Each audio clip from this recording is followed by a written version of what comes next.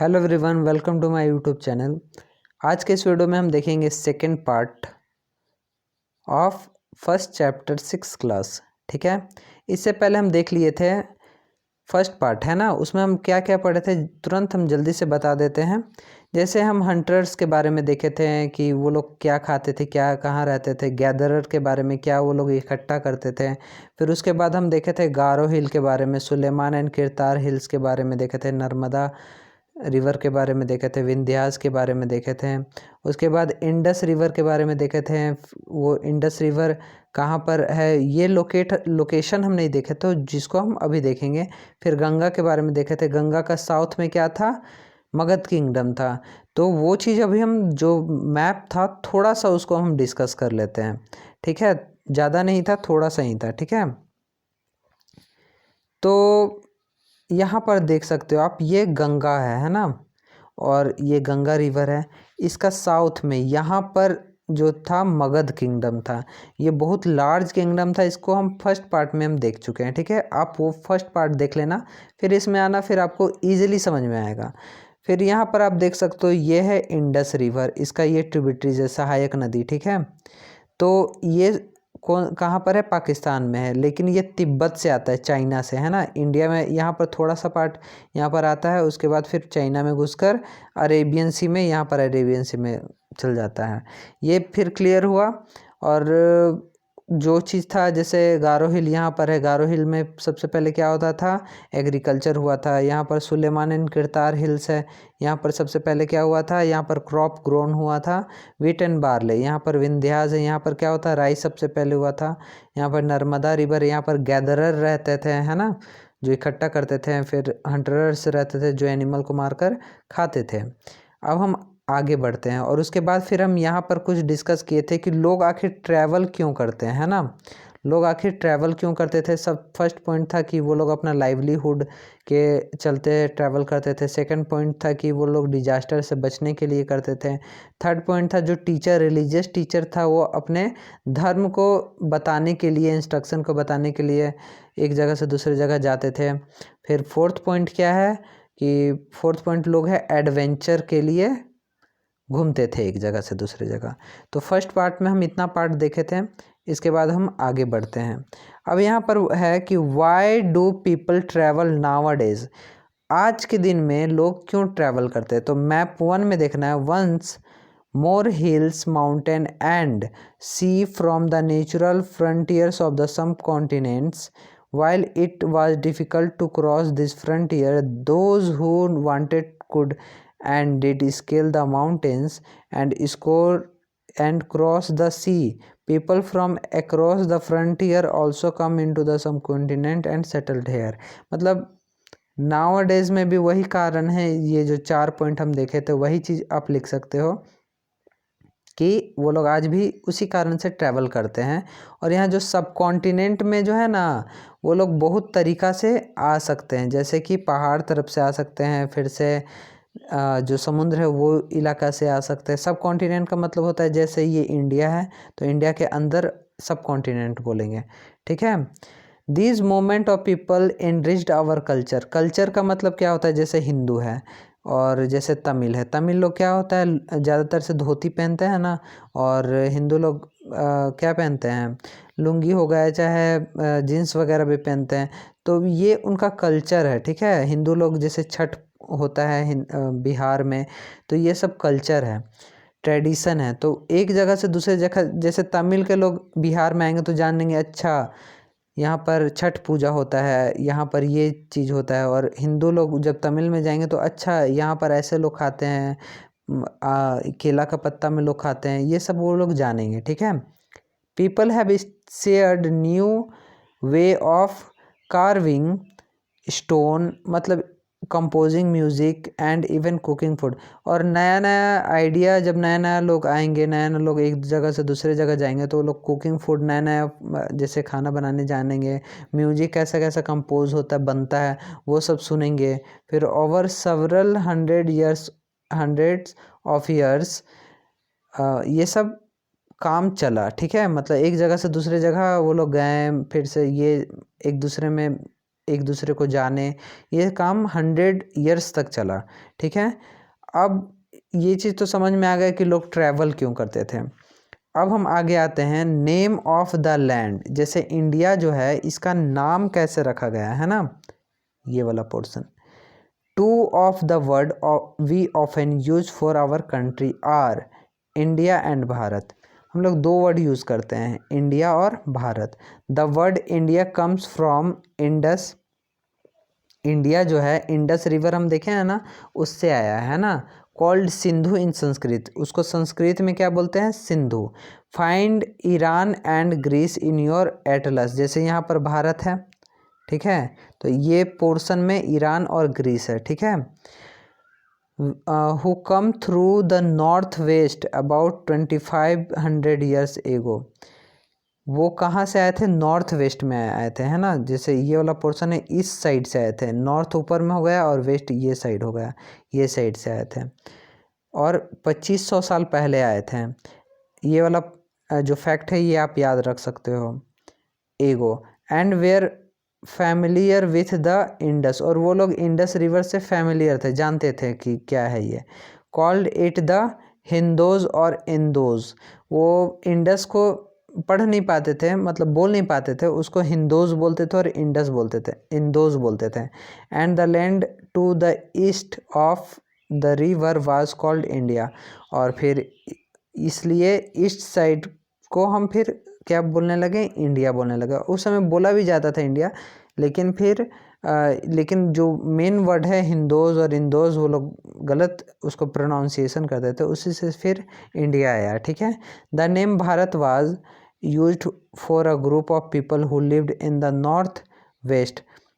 जैसे ये इंडिया है, नॉर्थ यहाँ पर हुआ, ये वाला पोर्शन भारत पहले बोला जाता था। ठीक है, the name Bharat was used for the group of people who lived in the northwest and who are mentioned in the Rigveda. Rigveda, Samaveda, Yajurveda जो है ना, वेदा, ठीक है, उसमें जिसका नाम मेंशन था, जो ग्रुप ऑफ पीपल जो वहाँ पर रहते थे उन्हें हम भारत कहते थे, वो वाला जगह को जहाँ पर वो लोग रहते थे, और ऋग्वेदा में वहाँ पर मेंशन था। ठीक है, the earliest composition of in Sanskrit date to about 35 years ago, 3500 years ago.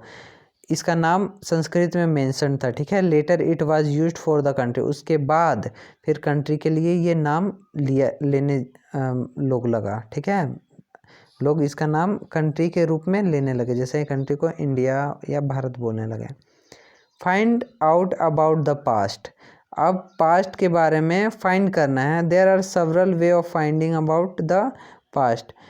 जो हम पढ़े हैं कि पास्ट को हम कैसे अब यहाँ पर है ना फाइंड करना है ना, वहाँ पर हम पहले पढ़े थे कि पास्ट को हम कैसे क्या जान सकते हैं पास्ट के बारे में। अब यहाँ पर हम कैसे जानेंगे कि फाइंड हम कैसे कर सकते हैं पास्ट को। One is to search for and read books that were written long ago. First point है कि हम लोग बुक पढ़ के जान सकते हैं कि हाँ पास्ट के बारे में ऐसा ऐसा कुछ लिखा हुआ था। These are called manuscript because they were written by hand. और अब यहाँ पर ये आप जान जाओ कि मैन्यूस्क्रिप्ट किसको बोलते हैं, जो हैंड से लिखा होता है ना। ठीक है, it comes from the Latin word, Latin word से आया, मैन्यू का मतलब होता है hand. These were usually written on palm leaf. और मैन्यूस्क्रिप्ट क्या, पत्ता में लिखा रहता था। कौन सा पत्ता में, ताड़ का पत्ता में, जो बहुत लंबा लंबा पेड़ होता है ना ऐसे ऐसे करके, तो उसमें वो लिखा रहता था। ठीक है, these were usually written on palm leaf, ये तो पढ़ लिए। और now on the special prepared bark of the tree known as the birch which grows in the Himalaya. Bark जो है ना वो हिमालय में स्पेशली ग्रो होता है, और उसी से जो बहुत पतला सब ऐसे रहता है, ये वाला पॉइंट से फिर लिखते थे। ठीक है, over the years many manuscript were eaten away by insect, some were destroy. उसके बाद ओवर द ईयर्स मतलब धीरे धीरे बहुत साल हुआ, तो फिर क्या हुआ, जो इंसेक्ट होता है कीड़ा मकोड़ा, वो पत्ता था तो उसको खा गए, इसलिए वो बर्बाद हो गया। बट मेनी, यहाँ पर देख सकते हो ये वाला जो पोर्शन है ये मैन्यूस्क्रिप्ट लिखा हुआ है ना, हैव सर्वाइव्ड, बहुत सारा जो था वो सर्वाइव्ड भी, बच भी गया, often preserved in temples and monasteries, और वो जो मंदिर वगैरह था उसमें फिर वो प्रिजर्व्ड कर के रख दिया गया, मतलब बचा कर रख दिया गया, ठीक है। These books dealt with the all kind of subject, और ये बुक में क्या लिखा हुआ था, ये बुक में लिखा हुआ था रिलीजियस बिलीफ एंड प्रैक्टिसेस, मतलब धर्म के बारे में वो लोग क्या मतलब विश्वास रखते हैं, वो लोग क्या यूज करते हैं, क्या पढ़ते हैं, उसमें क्या वो लोग करते हैं, है ना, उसके बारे में लिखा होता है। द लाइफ्स ऑफ किंग, और किंग के बारे में, महाराजा के बारे में लिखा था, मेडिसिन के बारे में लिखा हुआ था, फिर साइंस के बारे में भी लिखा होता, दवा वगैरह के बारे में और साइंस के बारे में, ठीक है, विज्ञान के बारे में। Besides there were epic poem plays many of this were written in Sanskrit, और वहाँ पर कुछ एपिक हो गया, जैसे गाना हो गया है ना, पोएम हो गया, वो सब प्ले होता था, वो भी संस्कृत वर्ड में लिखा हुआ है। अदर वेयर इन प्रकृति, और अदर और कुछ है जो वो प्रकृति लैंग्वेज में लिखा हुआ था।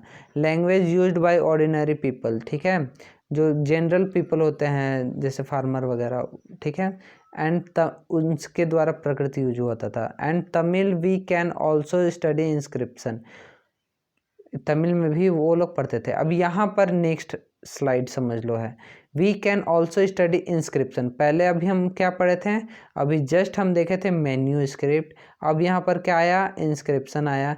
इंस्क्रिप्शन हम बता देते हैं, जो हार्ड रॉक मतलब दीवार वगैरह चट्टान पर लिखा रहता है ना, ऐसा करके इंस्ट्रक्शन बनाया रहता है ना, जैसे मान के चलो कोई व्यक्ति का प्रतिमा रहता है ना, चौराहा में देखोगे तो वहाँ पर हार्ड रॉक में कुछ लिखा रहता है, तो उसी को इंस्क्रिप्शन बोलते हैं। जो पत्ता पे लिखा रहता था बहुत पहले, उसको क्या बोलते थे, मैन्यूस्क्रिप्ट बोलते थे, ठीक है। तो यहाँ पर दिया हुआ है कि we can also study inscription, these are written on relatively hard surface, अभी हम बताएं, सच एज स्टोन और मेटल के पत्थर वगैरह पर लिखा रहता था।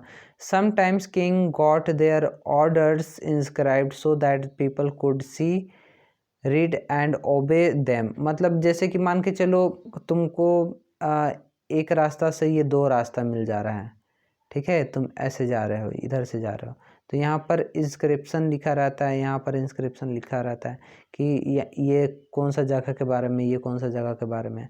तो उसी तरह जो किंग्स लोग थे वो भी उसके बारे में इंस्क्रिप्शन लिखवा देते थे कि कहाँ पर क्या करना है, ये करने से क्या होगा, ये करने से क्या होगा, ठीक है। इंस्क्रिप्शन सच एज वेल बनाते थे, मतलब कुआं, उसके बारे में लिखते थे। Were men and women including kings and queen record what they did, for example, मतलब किंग लोग क्या किए थे उसके बारे में उसमें लिख देते थे। For example, king often kept record of victories in battle, मतलब वो लोग बैटल में जो जीत जाते थे, विक्ट्री कर जाते थे, तो उसको वो लोग जनरली लिख देते थे, ठीक है। तो यहाँ पर ये वाला जो क्वेश्चन है इसको आपको कमेंट सेक्शन में बताना है। Can you think of the advantage of writing on hard surface and what could have been the difficulties, तुमको ये केवल लिखना है कि क्या एडवांटेज, क्या फ़ायदा हो सकता है हार्ड सरफेस, जैसे ये लिखा हुआ है ना, उस पर लिखने के लिए, और उसमें डिफ़िकल्टी, क्या परेशानी आ सकता है, ठीक है, ठीक है, यहाँ तक समझ में आया। फिर यहाँ पर कुछ यहाँ पर दिया हुआ है, an old inscription, this inscription date about 2250 years ago and was found in Kandahar, present day Afghanistan, Afghanistan जैसे ये इंडिया है तो यहाँ पर अफ़गानिस्तान है, ठीक है, तो कंधार में वहाँ पर है, मतलब ओल्ड इंस्क्रिप्शन में लिखा हुआ था, ठीक है, पुराना में। It was inscribed on the order of ruler named Ashoka, Ashok जो था ना सम्राट, अशोक सम्राट के बारे में आप जानते होंगे, उसके कहने पर वो इंस्क्रिप्शन बनाया गया था, इंस्क्राइब्ड उसके कहने के द्वारा किया गया था। You will read about him in chapter 8 chapter जब हम लोग पढ़ेंगे उसमें हम लोग उनके बारे में पढ़ेंगे।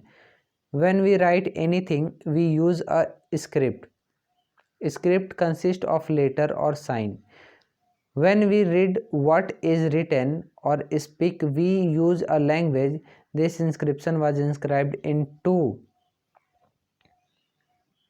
different script and languages, Greek जो ऊपर में लिखा रहता था, एंड अरामिक माइक लिखा हुआ था बिलो में, मतलब नीचे, which were used in this area, ठीक है, और वो उसमें यूज होता था।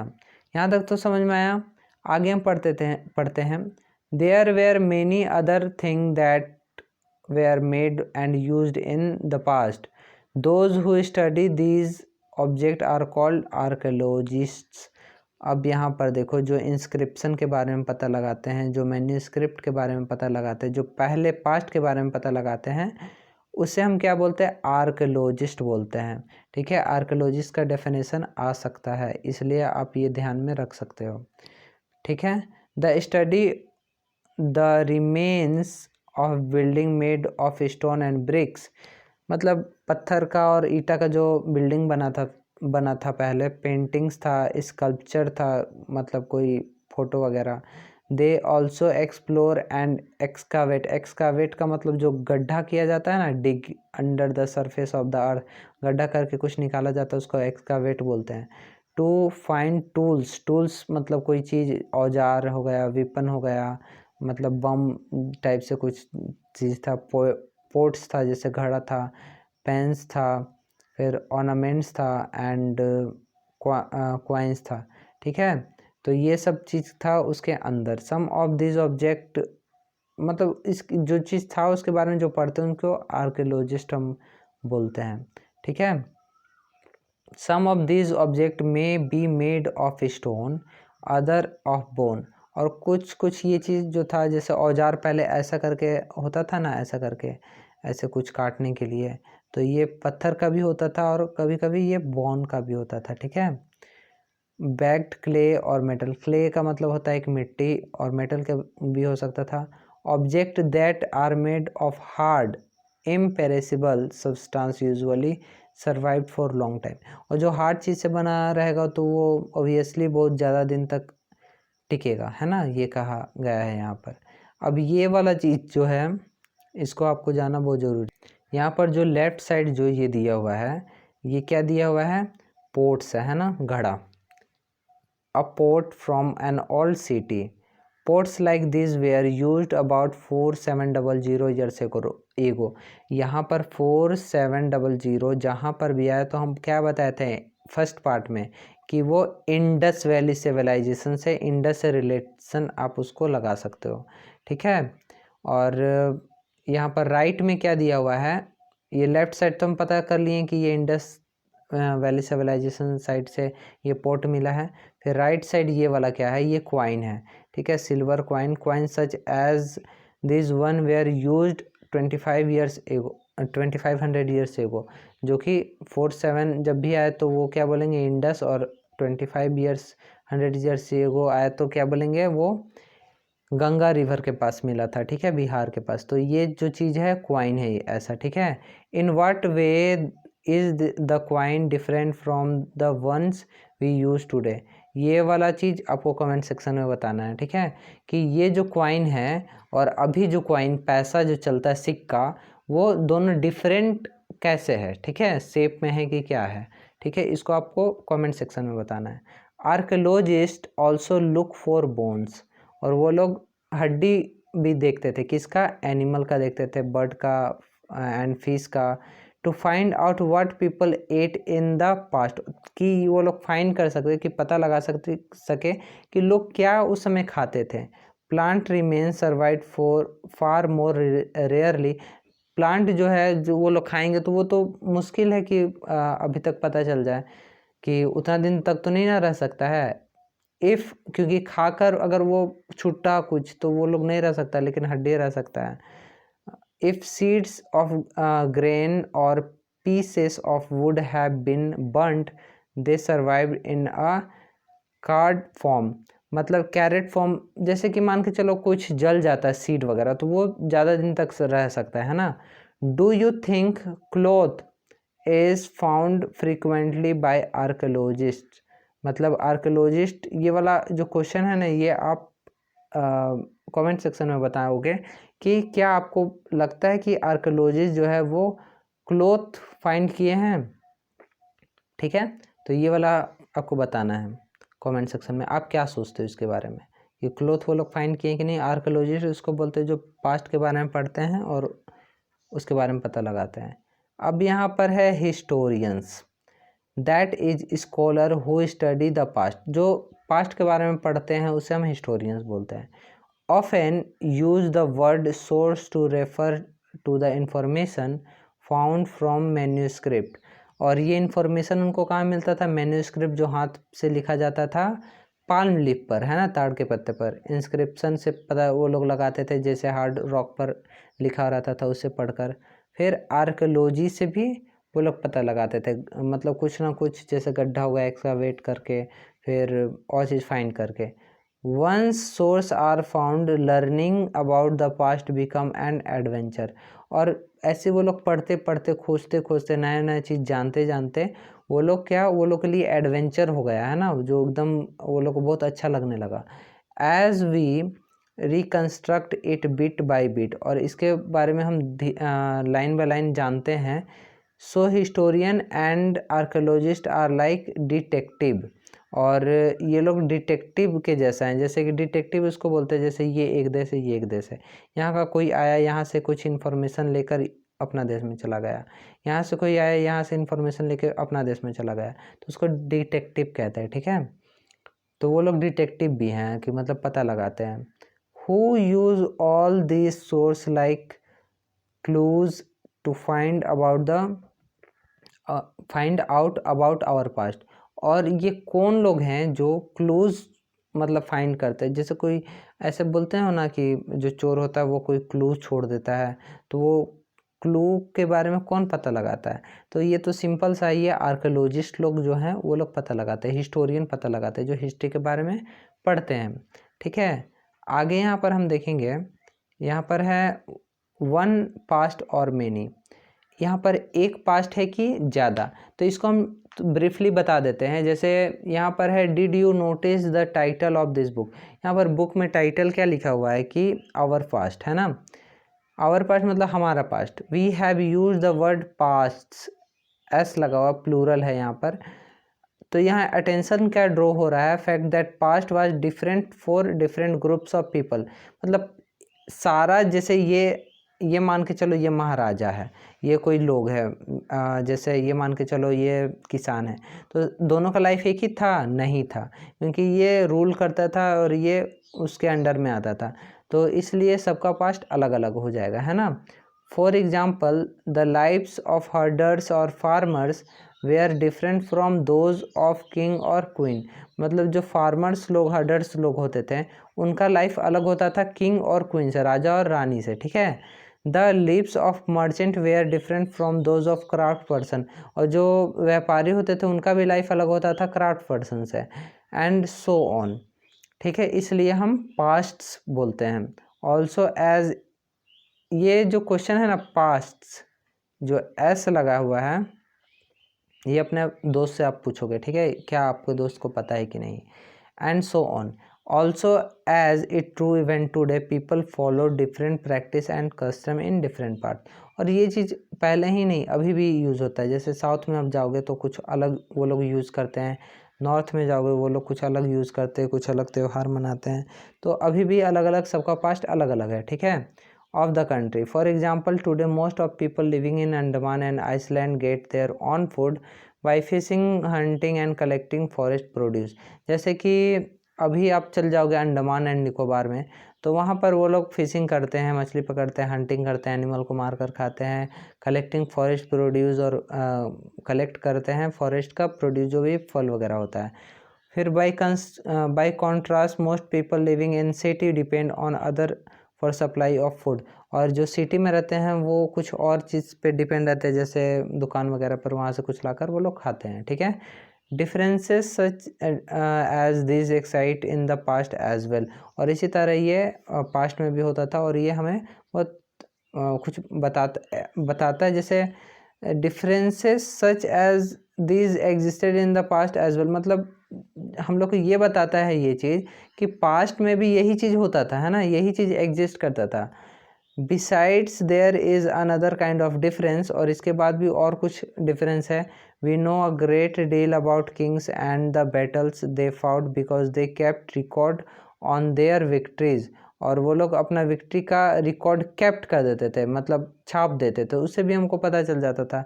Generally ordinary people such as hunters, fishing folk, gatherer, farmer और herders did not keep record of what they did, while archaeologists help us to find about the lives where is much that remains unknown। मतलब जैसे आप खुद सोच सकते हो, जो राजा लोग थे वो लोग कुछ बड़ा लोग होते थे, उनके पास पैसा ज़्यादा होता था, वो लोग अपने बारे में इंस्क्रिप्शन हो गया या मैन्युस्क्रिप्ट में वो लोग लिखवा देते थे, ठीक है। लेकिन जो फार्मर होते थे वो लोग के बारे में वो लोग अपना नहीं लिखवाते थे, तो इसलिए उनके बारे में हमको नॉलेज उतना नहीं है, ठीक है। आर्कियोलॉजिस्ट उसके बारे में पता उतना नहीं लगाए हैं, ठीक है। अब यहाँ पर है व्हाट डू डेट्स मीन। अब डेट जो है वो क्या मीन करता है। देखो यहाँ पर जो क्रिश्चियनिटी का जो फाउंडर हैं जीसस क्राइस्ट, उनका जन्म जब हुआ था, जैसे मान के चलो ये चीज़ रिलेट कर सकते हो आप अपने जन्म से, डेट ऑफ बर्थ से। मान के चलो आपका जो जन्म हुआ था 2000 में हुआ था, ठीक है। और आप और मान के चलो आपके लिए कुछ स्कूल का प्लानिंग हो रहा था 90s में, ठीक है, और आप स्कूल जा रहे हो 21 में, ठीक है। तो यहाँ पर क्या हम बोलेंगे, बिफोर 10, ये कितना साल हो गया, 10 साल हुआ ना यहाँ पर, तो ये हो जाएगा 10 ईयर्स BC, है ना, बिफोर क्राइस्ट हो जाएगा। और यहाँ पर क्या हो जाएगा 21 यहाँ पर हम पढ़ते हैं ना, तो 10 ईयर्स एगो आगे हो जाएगा यहाँ से अगर हम गिनेंगे तो यही होता है। जो क्रिश्चियनिटी जो होता है, जो क्रिश्चियन थे, जीसस क्राइस्ट जो थे, उनका जन्म को पहले जो था उसको हम क्या बोलते थे, BC बोलते थे, है ना, बिफोर क्राइस्ट। और उनके जन्म के बाद को हम क्या बोलते थे, एनो डोमिनी बोलते हैं ना। तो ये चीज़ आपको ध्यान में रखना है। AD उस आगे को बोलते हैं, उनका जन्म के बाद को AD बोलते हैं, उनके जन्म के पीछे को BC बोलते हैं। तो फिर यहाँ तक हम पढ़ लिए हैं। तो यहाँ पर है लेटर विथ डेट्स, ये BC और AD के बारे में दिया हुआ है, जो कि अभी हम डिस्कस कर लिए हैं, ठीक है। तो ये चैप्टर यहाँ पर ख़त्म हो गया है। इसके बाद हम इसका क्वेश्चन आंसर देखेंगे।